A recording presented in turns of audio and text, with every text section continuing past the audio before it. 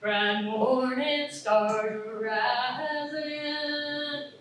Bright morning stars are rising. Bright morning stars are rising. Day is breaking in my soul. The words of this song are in the hymnal. If you want to sing along. 357. Yeah, 357 in the great hymnal. This is a good Appalachian tune. Great. Everybody ready? Shall we try it? In music talk, this is rubato, which means it's not in time. That's why we don't have a guitar playing. I'm singing it the way I feel it.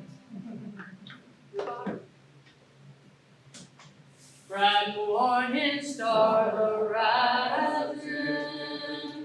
Bright morning stars are rising. Bright morning stars are rising.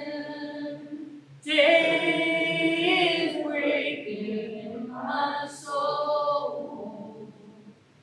Oh, where are our dear mothers? Oh, where are our dear mothers? Oh, where are our dear mothers?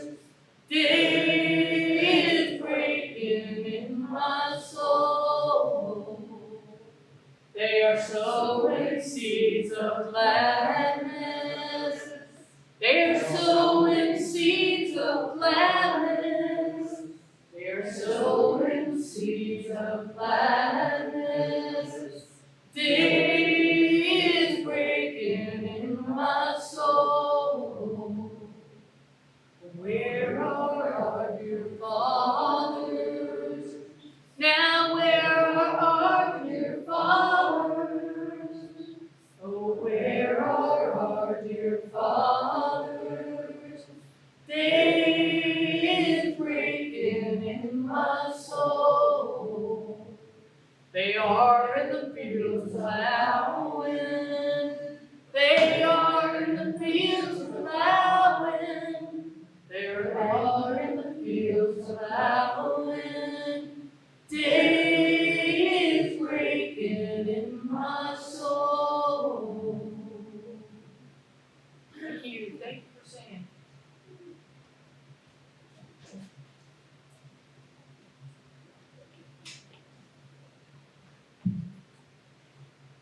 Good morning. Good morning. Welcome to the Unitarian Universalist Church of the Brazos Valley, UUCBV, or Brazos UU for short.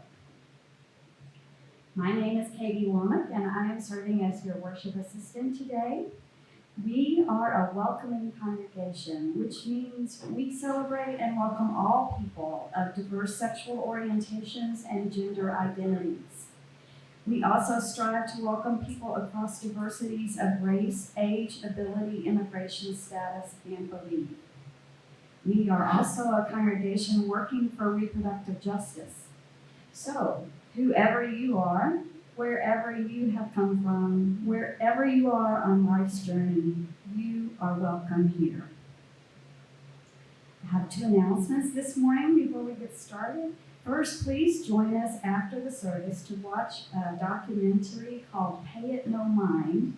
It's about Marsha P. Johnson, and we need our voting members to come to this community activity that is going to help us renew our welcoming congregation designation. Next, mark your calendars. Our Easter service will be at E Creek Pavilion in College Station. The Neal Center will be closed that day.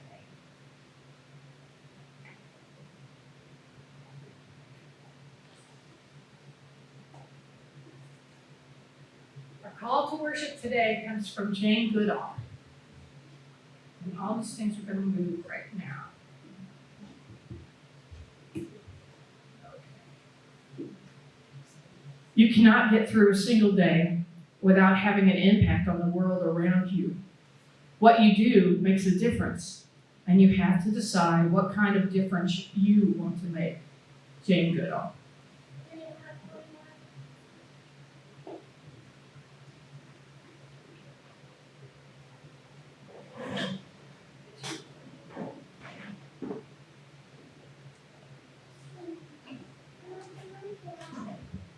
And now please join me in lighting the chalice.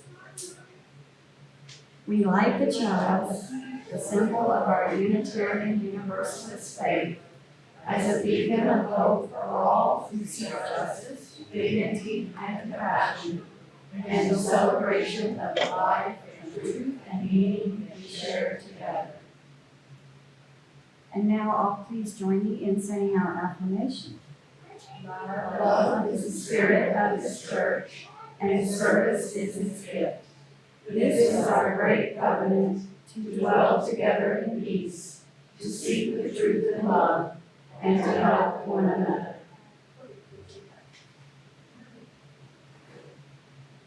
We're going to sing number 370, All People on the Earth Do Dwell, and all the singers, if you would come up, that would be so helpful.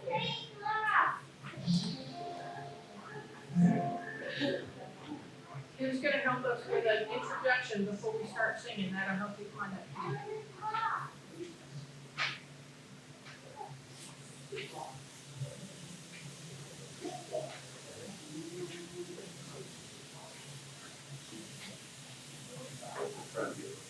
I want to make sure you were there.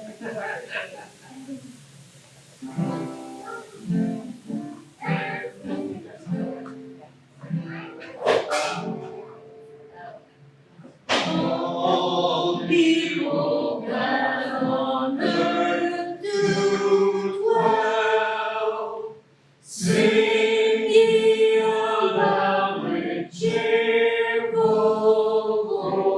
voice. Let hearts in exultation swell. Come now together and rejoice. Oh, welcome in this day with praise. Approach with joy your God unto. Give thanks and faith proclaim always. For it is singing so to do. For we believe that life is good. Loved of the heart forevermore. Truer than a wall hath stood, and shall from age to age endure.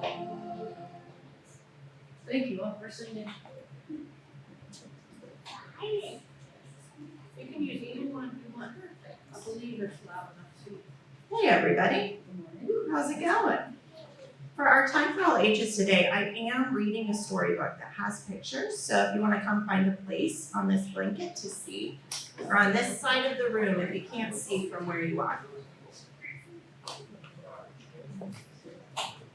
The blanket is a place to be. All the cool kids are doing it. I love your shoes, Marty. You don't have to if you don't want to. Do you want me to help you? They do sparkle, I love that. All right, our Time for All Ages today is a celebration of Trans Day of Visibility, which falls on March 31st this year. Our story today is called Sylvia and Marcia Start a Revolution, and it's by Joy Michael Ellison and illustrated by Tashika Silver. It was published in 2020. So if you look up here, it's a little high, but the pictures are up there. All right, Sylvia and Marcia start a revolution. Sylvia Rivera and Marcia P. Johnson weren't just friends, they were as close as sisters. Strolling arm in arm down Christopher Street, they looked magnificent. Sylvia, Marcia cried, see that girl over there? She looks hungry. Give her $1. Marcia, said Sylvia, that's all our money. How will we eat? Marcia smiled. Us? We'll be fine, honey. It's not right for these kids to be sleeping on the street, said Sylvia. She remembered what her grandma said when Sylvia wore a dress for the first time. Sylvia had finally felt free, but Grandma frowned. You're a boy, she said. Act like it. Sylvia knew she could only act like herself. Sylvia, like Marcia, was a transgender girl. People thought she was a boy, but she knew differently. She hated seeing other transgender girls suffer for just being themselves too. We've got to do something for girls like us, she told Marcia. That's a man in a dress, a woman shouted, pointing. Look at me, Marcia said, twirling. I'm not a man, I'm a woman, and I always have been. Sylvia laughed. Marcia heard a call. Here comes Alice in the blue dress. Oh no, thought Marcia, that means the cops are coming. People could arrest transgender girls for wearing dresses. She grabbed Sylvia's hand and they ran. Sylvia panted, are you okay? Honey, I am tired of being treated so badly, said Marcia. Sylvia sighed. Someday girls like us will be able to wear whatever we want. People will call us by the names we choose. They'll respect that we are women. The cops will leave us alone and no one will go hungry. Sylvia and Marcia talked and talked about making life better for themselves and their sisters. Then, on June 28, 1969, they took action. Sylvia burst into the Stonewall Inn. Happy birthday, Marcia! Thanks, honey, Marcia said. They grooved on the dance floor until Marcia heard a voice yell, Here comes Alice in the blue dress. Oh no, she thought, the police. That's a man in a dress, a policeman sneered at Marcia. Show me your ID or I'll arrest you. Not on my birthday, said Marcia. The police ordered everyone into the street and began making arrests. Come on, Marcia yelled. The two friends rushed toward the police van. They pushed past the officers, broke open the van door, dragged out their friends and set them free. The revolution, shouted Sylvia. It's beautiful. The next day, everyone on Christopher Street was talking about the Stonewall Rebellion. Sylvia and Marcia strode with pride like two lionesses until they heard the call. Here comes Alice in the blue dress. Look at these children with no homes running from the cops, Sylvia shook her head. We've still got to do something for them. Marcia frowned. We're just two friends trying to survive ourselves. We'll give them what we got, said Sylvia, friendship. Let's get a house and open it up to all the young sisters living on the streets. Young transgender girls came from miles around to live with Sylvia and Marcia. Together, they took care of each other. They ate together, laughed together, and struggled together. They became family. Sylvia and Marcia spent their lives fighting for the survival and rights of transgender people. Through it all, they were best friends. Their memory shines like a star, showing us that with our friends, we can change the world. The end. And today, we celebrate Trans Day of Visibility, and we affirm our trans kids, youth, and adults. You are so beloved to us. Now, please join me in singing out our children to RE. I'm gonna let it shine. This little light mine. I'm gonna let it shine. This little light of mine. I'm gonna let it shine.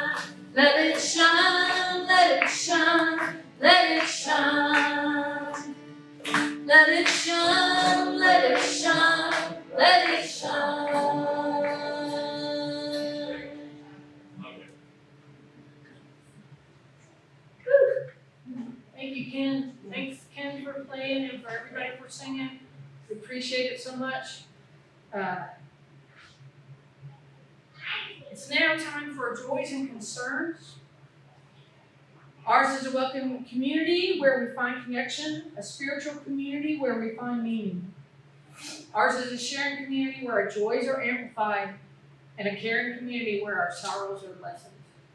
So if you have a joy or concern that you'd like to share with the community, come up to the mic and tell people and light one of these really groovy electric candles. This one doesn't. Oh, well. Maybe yourself. There we go. Like that. Is that one for everyone, or should I light one? I can light it for you. Okay, or maybe 2 or 3, because I have, one of the greatest joys is because our minister is now in fellowship with the UUA.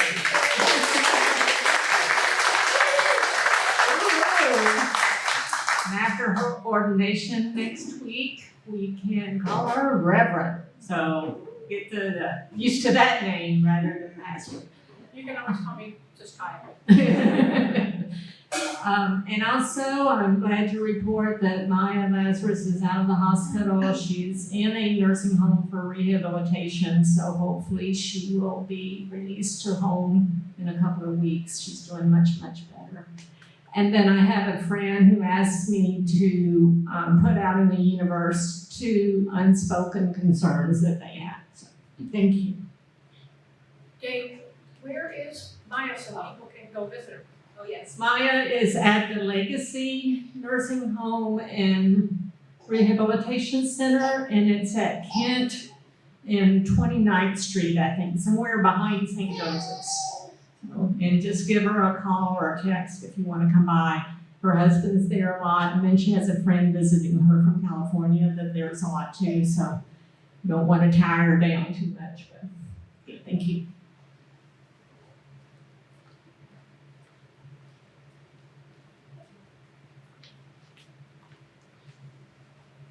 I will share joy for the magic of springtime and new seeds and just the hope and the promise of new beginnings that this time of year brings. It's my favorite.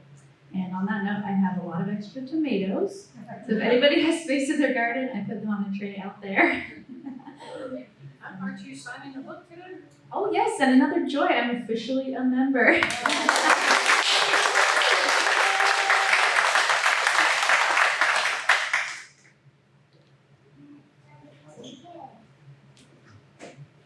Well, I'll just use this one. I want to say, my family's had a ranch over in LaGrange, Texas, outside of LaGrange for, since the mid-50s.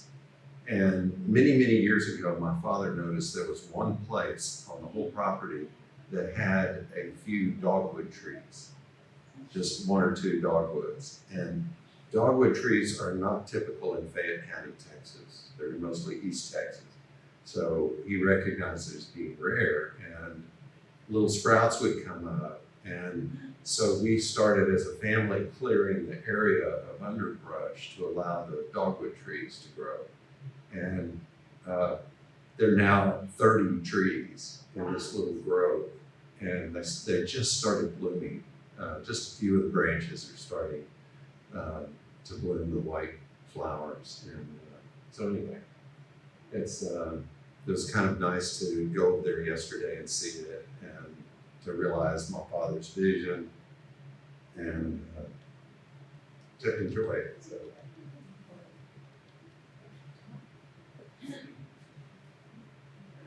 Hi, I'm John, for those who don't know me. My 3 sisters and I are mourning the loss of our mother. She was 98 years and she passed away in late January of this year. It was good home to. You may not have, and have a joy, you may not have seen me for a few weeks. My wife and I spent spring break out in Seattle visiting our 2 grandsons. They are the joy of our life.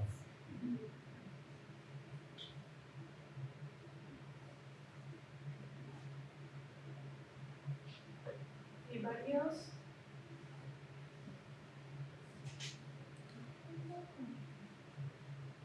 want to have a light one for Brian, who signed the book yesterday. He's been a member for a while, but he hasn't signed the book yet. So he signed the book yesterday. And I got good news from my family. Our youngest son, Ned, and his fiancee, Emily, are gonna have a baby. It's number 4 grandkid.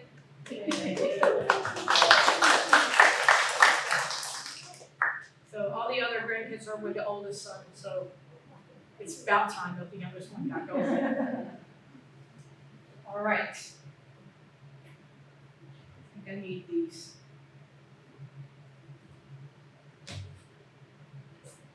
So today's sermon is called Old Ways to New Worlds.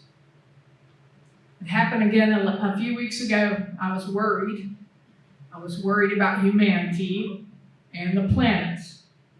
It hits me whenever I pick up plastic wrapped peaches at the grocery store or anytime I am stuck in traffic. I have always been like this. Can I get a witness? Anybody else? Yes. My wife and I were taking a load of scrap metal, an old rusted out wagon, and some broken pots up to the landfill in my now and John's old 1995 Ford Ranger.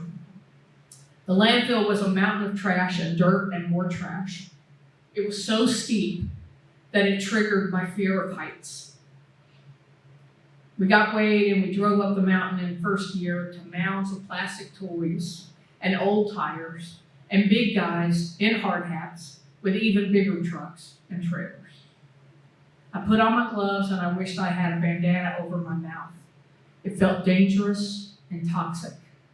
And I watched the seagulls flitting around in the pale blue sky.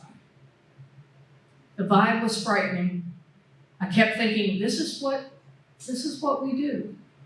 We put the trash out of sight and out of our lives and build another mountain that seeps poison into this water and that chugs the life out of everything. What kind of ethics is okay with this? And how can we go on like this?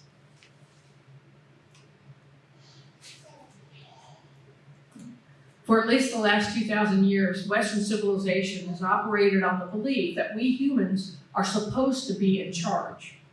The earth and all its inhabitants, including other humans with less privilege, are there for our needs, our wealth, our power.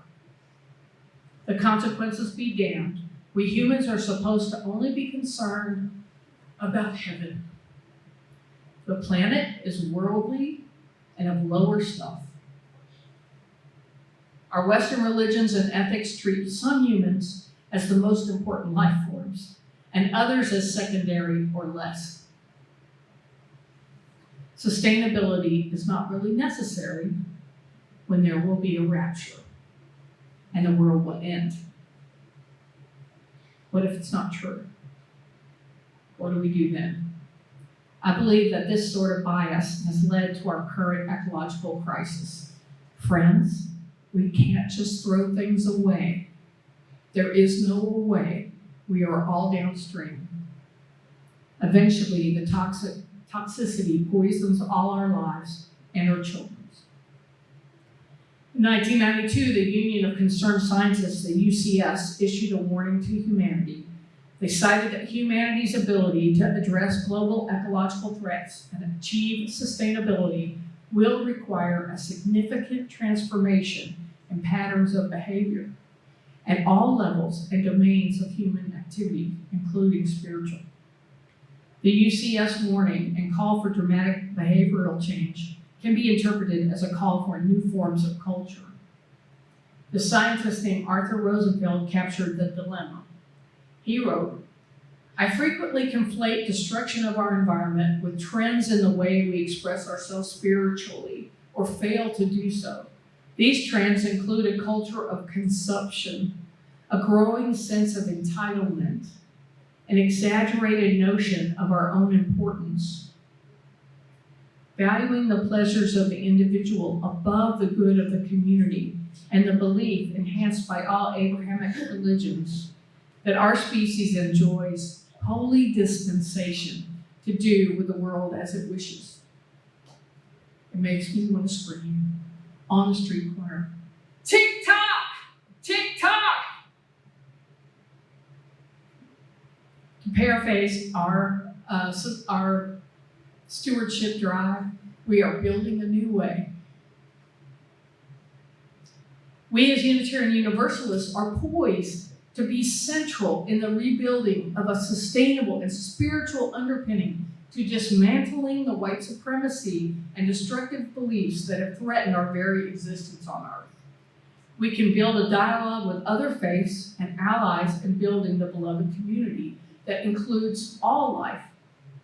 We should be modeling the sacred respect and diversity that our planet deserves. For a more environmentally sustainable future, we need a new ethical and spiritual model where science and religion are integrated and humans are a part of, not rulers over the earth. As Unitarian Universalists, we affirm our seventh principle. We believe the earth is sacred, and we as humans are part of the web of existence, our survival linked with the health and well-being of all creation. Where can we seek out other inspiration for this new way? Where can we find inspiration for this new spiritual ecological paradigm? Well, there was a 20th century Jewish theologian named Martin Buber, and he wasn't talking about environmentalism when he said this, but he said, the world is divided. We treat the world like this: I, it, and I, thou. The things we use are its, and the things that we value or feel respect for are thous. And what I'm saying to you is that we need sustainable economics, ecologies, and cultures with I, thou ethics, religions, science, worldviews, instead of I, it, unsustainable ethics, religions, worldviews. I'm talking about our personal moral compass and our larger worldwide moral compass, our society at large. How do we make decisions we need to make? And what are our ethics? And where do our moral compasses point? So how do we figure that out? Well, 20th century ecologist and author Aldo Leopold said, quote, "A thing is right when it tends to preserve the integrity, stability, and beauty of the biotic community. It is wrong when it tends otherwise." Unquote. So if Aldo's quote is a good compass, what life ways, religions, and ethics support this sustainable approach? Who should we be learning from? Well, our third source tells us we can draw inspiration from the wisdom of the world's religions. All people originated from tribal indigenous cultures.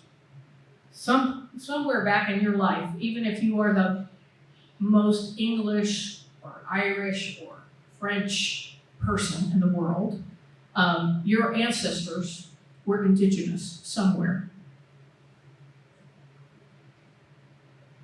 The knowledge has been erased. That earth-based knowledge has been erased through genocide and diaspora, through wars. What's happening in Ukraine? We need to relearn and embrace our earth-based traditions. According to our sixth source, these traditions are there for our inspiration. Now, I'm not talking about cultural appropriation. What I'm talking about is listening deeply and working together to create new moral underpinnings that integrate science, religion, philosophy with God or gods or nothing supernatural at all, but grounded in the natural mysteries of our home, y'all, Earth. Deep ecologist Freya Matthews writes, "From the point of view of deep ecology, what is wrong with our culture is that it offers us an inaccurate conception of ourselves. It depicts the personal self as existing in competition with and in opposition to nature.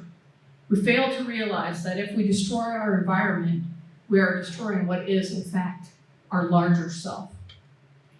The traditional practices of Taoism, Confucianism, Hinduism, and Shinto, not all of Hinduism, but in general, offer an understanding of humanity as one aspect of a diverse and intricate balance of beings and elements. Overexploitation is not a value in any of these spaces. Diversity and balance are the rule, and we are in the web of existence, not on top of the food chain. The neo-pagan author Starhawk and others founded the reclaiming movement in the 1980s. The reclaiming witches stem from, they believe that the earth is alive, and all life is sacred and interconnected. The reclaiming witches, including Starhawk, are actively training people, myself included, as earth activists and permaculture specialists, designers. Their work is both ritualistic and practical for repairing the planet. New traditions, religions, and philosophies unite and build the underpinning of a more sustainable future and sacred earth for all of us. I know this will open up a fruitful dialogue and pathways for us to all to go forward. We must be brave and far-seeing enough to recognize our interdependence. We are all connected, and what we do to the earth, we do to ourselves. As the great Lakota elder Black Elk said, the Holy Land is everywhere.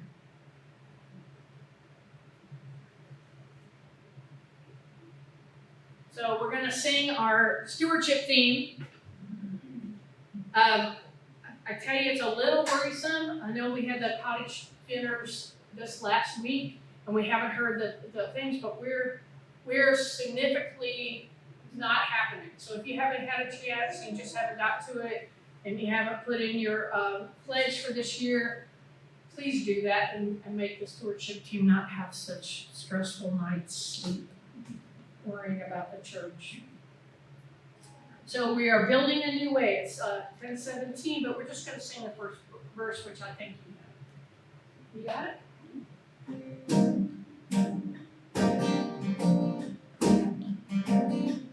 We are building a new way. We are building a new way. We are building a new way, getting stronger every day. We are building a new way. Want to sing some more? We are working to be free. We are working to be free. We are working to be free. Hate and greed and jealousy. We are working to be free. We can feed our very need. Take a rest of it. We can feed our very need. We can feed our every need. Start with love, that is the seed. We can feed our every need. Last one, you can do it. Peace and freedom is our cry. Peace and freedom is our cry. Peace and freedom is our cry. Without peace, this world will die. Peace and freedom is our cry. Thank you. Thanks for singing. I know you'll be singing that in your sleep tonight, so I'm sorry. I apologize. It's that kind of song.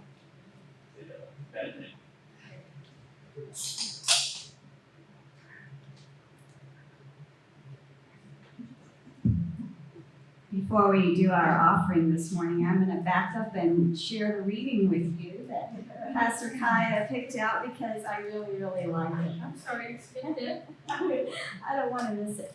It's Kurt Vonnegut Jr. from Cat's Cradle. In the beginning, God created the earth, and he looked upon it in his cosmic loneliness, and God said, "Let us make living creatures out of mud, so the mud can see what we have done." And God created every living creature that now moveth, and one was man. Mud, as man alone could speak. God leaned close to mud as man sat up, looked around, and spoke. Man blinked. "What is the purpose of all this?" he asked politely. "Everything must have a purpose?" asked God. "Certainly," said man. "Then I leave it to you to think of one for all of this," said God, and he went away. And now let an offering be taken to sustain and strengthen this place, which is sacred to so many of us, a community of memory and of hope, for we are now the keepers of the dream. This church shares the proceeds of the offering plate donation every week to support important nonprofit organizations with which we work. This month, we are proud to support Tiny Hope Village, a nonprofit organization formed to provide a permanent housing solution for people who have experienced homelessness in the Bryan College Station, Herman area. Please be as generous as you can.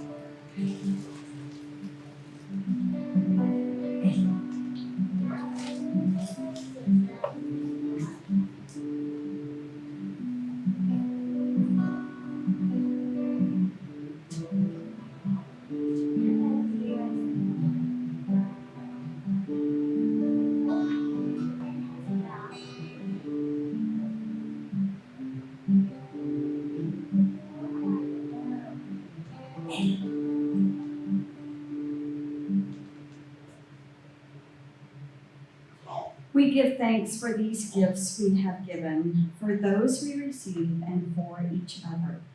May your generosity return to you tenfold.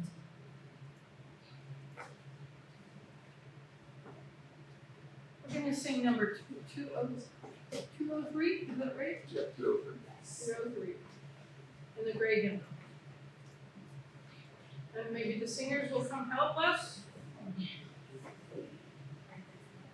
If you're interested in singing, we're trying to get set up early enough that we can spend the last 15 minutes of the service before the service happens to run through the hymns. So if you want to sing more and you're just unsure, you can sit out there and sing with us or come up and sing. But we're trying to get it together. I appreciate everybody for coming out early and singing.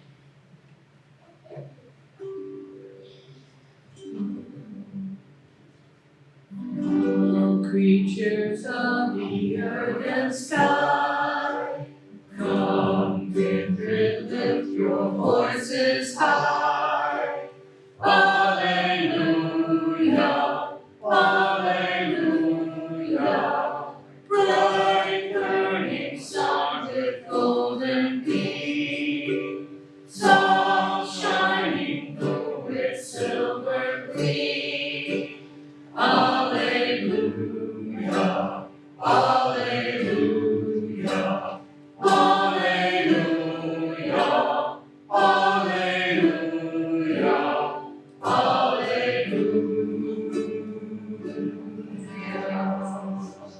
Swift rushing winds so wild and strong, bright clouds that sail in heaven along. Alleluia, alleluia, fair rising morning, praise rejoice. Bright stars of evening find a voice. Alleluia, alleluia, alleluia.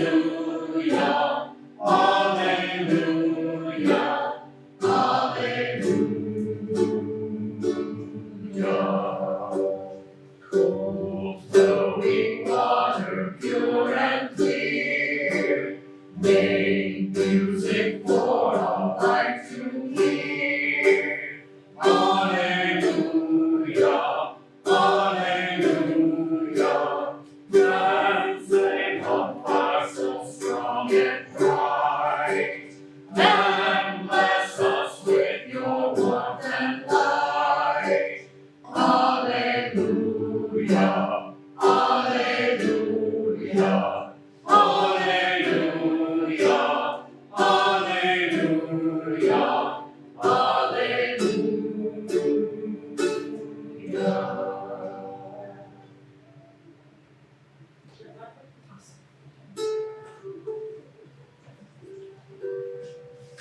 It's hard to be successful when you play the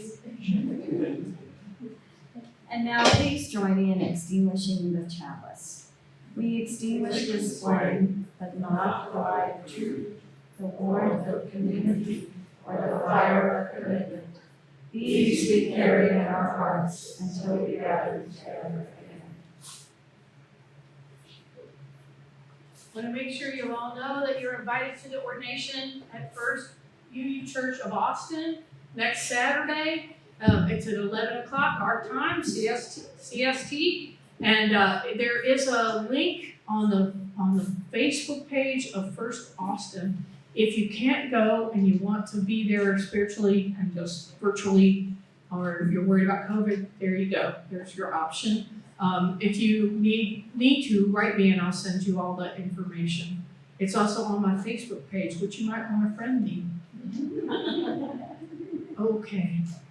I want to sing to you, remind you that we have a good movie on today. Marsha P. Johnson. Really nice if you'd like to stay with us for that.